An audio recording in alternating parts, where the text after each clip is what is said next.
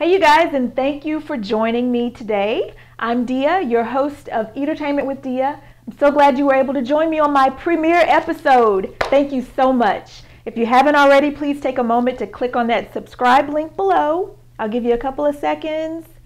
Thank you. Tell all your friends about it. Eatertainment with Deah is going to be the show where I show you the fine art of cooking and entertaining at home for your friends and family. And I'm going to make it really simple so that everyone can do what I'm doing in the kitchen.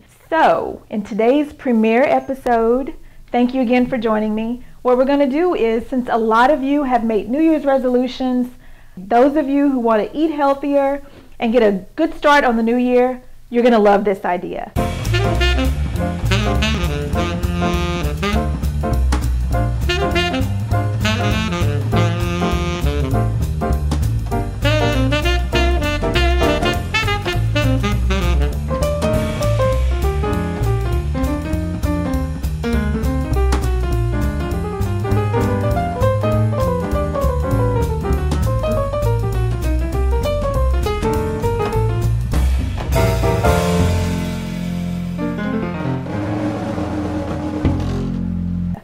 I love fried chicken.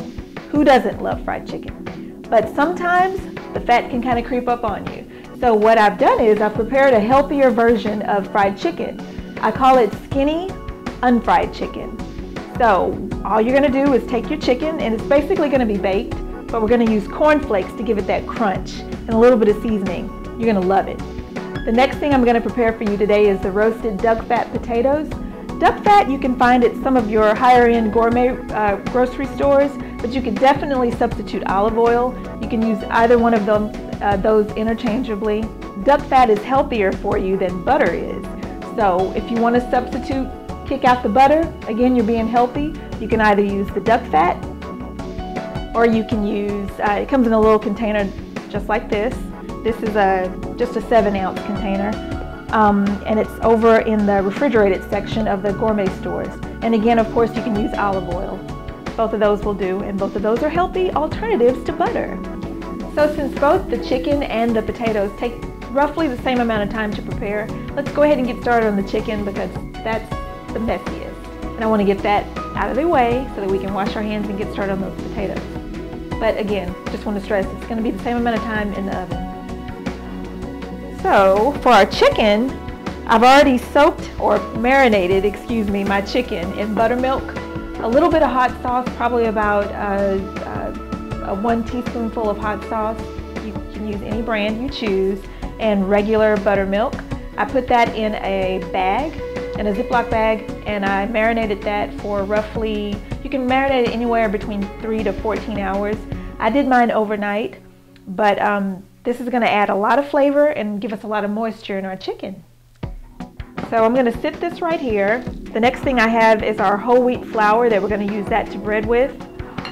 And our secret weapon to make our skinny unfried chicken is going to be cornflakes. That's right, cereal cornflakes. And that's going to give us the crunch and the texture that we sometimes miss in baked chicken when you're really craving fried chicken, so if you're anything like me. So let's go ahead and get started on that. We're going to get this formed in a little assembly station so we can get this done as quickly as possible. And let's go ahead and have our baking sheet already ready. You can go ahead and spray this down with any oil that you choose. I already have my pan prepared, so I'm going to show you how we're going to do that.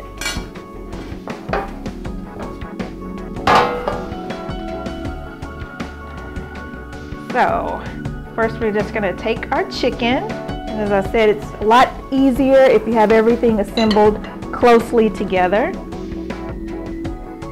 It can get kind of messy, so don't forget.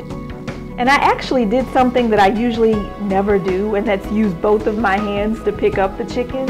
I usually only use one hand, then that way my other hand is free and I can keep it clean. So after we have this dredged in the whole wheat flour, then next I'm going to put it back because we're going to double dip. It's the only time you're allowed to double dip. Don't double dip at your parties because then people are going to kick you out of your own house. And then last we're going to finish with the cornflakes. I've crushed those up. It's going going to put a little bit more on there to give it a little bit more texture. And then let's finish the next one. And you can use any piece that you'd like. The ones that I'm showing you are thighs, but I've also, as you'll see later, I've prepared the chicken legs and also the breasts, and I've cut those up to look like chicken strips. Something else that you should know about the chicken to make it healthy for you is that I've already skinned it. So this is skinless chicken, and it's going to be baked, not fried. So you're getting a whole lot of healthy going on in your mouth. And next we have our roasted duck fat potatoes. So let's go ahead and get started. These are fingerling potatoes that I purchased at the store. You can find these anywhere, and they're called fingerling potatoes because they're all pretty much uniform in size. And that's important and key to baking. When you're doing that, you always want to have them in pretty uniform shapes and sizes. Then that way everything bakes and cooks evenly. What we would do is go ahead and cut those up. So I'm just going to cut a couple of them to show you about what size they're going to be when they finish. And we're doing this now, and actually while that's doing that, and while you're chopping, go ahead and take your duck fat that I showed you earlier. We're going to use a tablespoon of duck fat. Take your whatever container it is that you're going to be using to prepare your roasted duck fat potatoes in. You can put in, as I said before, 1 tablespoon of duck fat.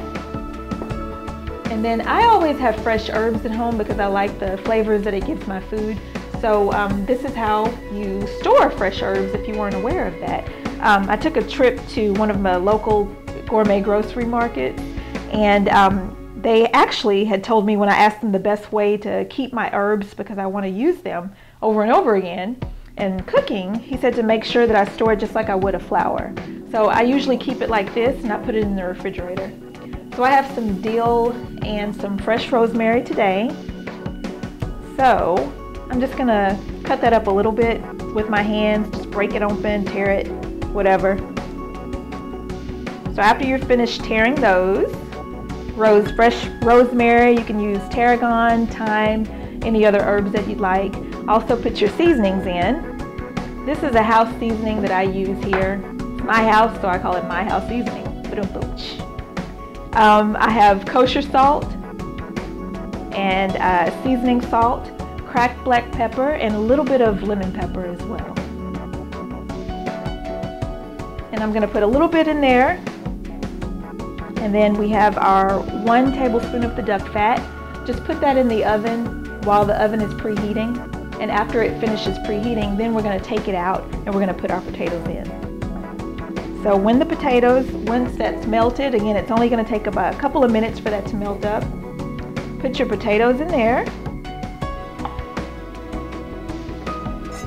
So we're going to put this in the oven, again, for 20 minutes at 400 degrees, along with your chicken that's in there. And we're going to check on it in another 20 minutes. Just to quickly go over the directions again for the oven. Make sure that you have that preheated at 400 degrees. Put your chicken that's been breaded and also your potatoes in there for 20 minutes. After 20 minutes, lower the temperature down to 350 degrees for 15 minutes and let that finish. After that, you take it out, and this is what we have, our finished product. Now, what we cut up for you earlier were the fingerling potatoes, but what I prepared for you today are fingerling potatoes, also with the mix of petite potatoes. So those have purple skin, red skin, and also the yellow Dutch potatoes as well. They're really soft on the inside, so you almost still get the feeling that you're eating mashed potatoes when you bite into it. And secondly, we have our finished product of our chicken that I'm so excited to show you. Now you can catch a lot of different recipes of this skinny unfried chicken. This is my own version, so I hope you'll enjoy it. I'm going to go ahead and take a bite of this because it is a new year, and although I don't make resolutions, hey, I'm all for, it's very crunchy, yummy. I'm excited about that. I was going to say, although I don't make resolutions, I am definitely all for eating healthy because a girl's got to do what a girl's got to do. It's so good. And it's moist from the buttermilk. You're really going to be excited and so glad that you marinated that chicken in the buttermilk. So definitely, I highly recommend the buttermilk marinade. This is my plate, so I can go ahead and dig in. Well, okay, I'm not going to eat all of that, but thank you so much for joining me for my premiere episode. Thank you to all of you. Make sure, if you haven't subscribed yet, hit that subscribe link at the bottom there, and I will be back next time to show you some exciting ideas for throwing a Super Bowl party or some sort of a tailgate party at your own home. So make sure to join us. Tune in for the next one. Thank you, guys.